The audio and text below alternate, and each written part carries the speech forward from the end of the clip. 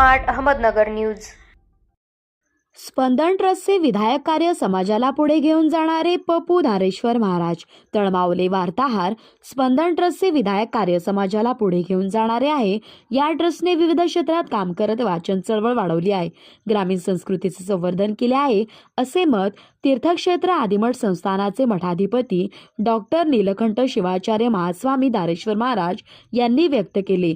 स्पंदन charitable ट्रस्टने आयोजित केलेल्या pride of Spandan award वितरण सोहळ्यात ते बोलत होते। यावेळी व्यासपीठावर मुख्यमंत्री सहायता निधीचे माजी कक्षप्रमुख मंगेश शिवटे, पार्श्वगायिका कविता राम, मालिका दिग्दर्शक विठ्ठल डाकवे, अभिनेते पंकज काळे, राष्ट्रवादी काँग्रेसचे शरदचंद्र पवार, महिला आघाडीच्या राष्ट्रीय कार्यकारिणी सदस्या सौ संगीता साळुंखे, पत्रकार गजानन तुपे, अभिनेत्री अंजली आकडे, शिवम असोसिएटचे गुलाब जाधव, ट्रस्टचे संस्थापक अध्यक्ष डॉक्टर संदीप डाकवे, सौ रेश्मा डाकवे व अन्य मान्यवर यावेळी उपस्थित होते। पुरस्कार सोहळ्याचे 6वे वर्ष आहे। पपू धारेश्वर महाराज पुढे बोलताना म्हणाले की सुदृढ समाजासाठी संस्कार हे अत्यावश्यक असतात।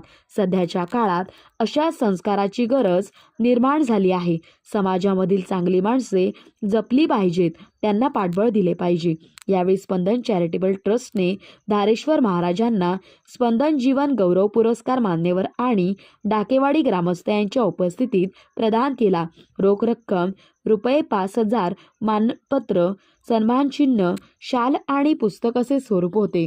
या पुरस्काराचा महाराजांनी स्वीकार केला, मात्र पुरस्काराची रक्कम स्पंदन ट्रस्टच्या सामाजिक कार्यासाठी डॉक्टर संदीप डाकवे यांच्याकडे सुपूर्द केली।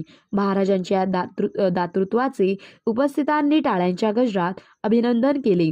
मंगेश शिवटे यांनी ट्रस्टच्या कार्याचे कौतुक केले। त्यांनी स्पंदनच्या कार्याचे कौतुक करत स्पंदन परिवाराने आमच्याही सोबत काम करावे असे सांगत ट्रस्टला मदत जाहीर केली आहे। संगीता साळुंखे यांनी सत्कारामुळे प्रेरणा मिळते व जबाबदारीही वाढत असल्याचे स्पष्ट केले। कराड प्रतिनिधी विजया माने।